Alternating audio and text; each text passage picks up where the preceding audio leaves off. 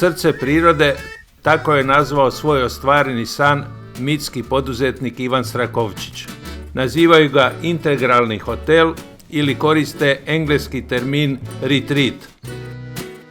Mi bismo mogli vratiti zastarjeli, ali simpatični naziv odmaralište. Strakovčić je lud.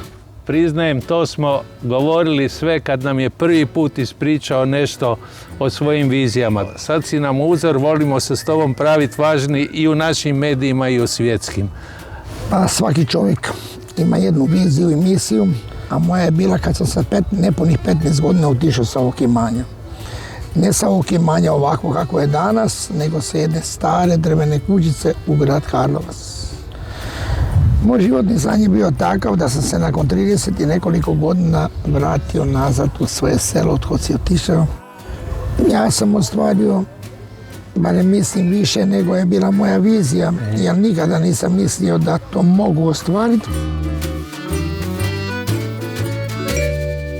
U brdima, nedaleko Ozlja, s veličanstvenim pogledom koji seže do Slovenije, srce prirode oduševljava. Za osvježenje života. A prijedlog za savršen boravak u srcu prirode i okolišu? Prvo bih definitivno odvela ili na kanuing ili rafting na jednu od naših rijeka.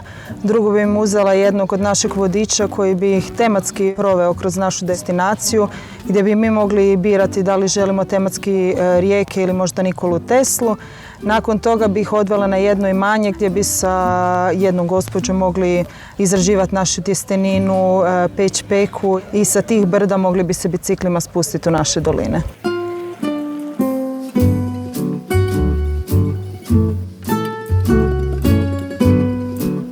Katarina drži kako tradiciju ne treba ponoviti, nego ju obnoviti, pa sada svi turistički trendovi Strakovčićima idu na ruku.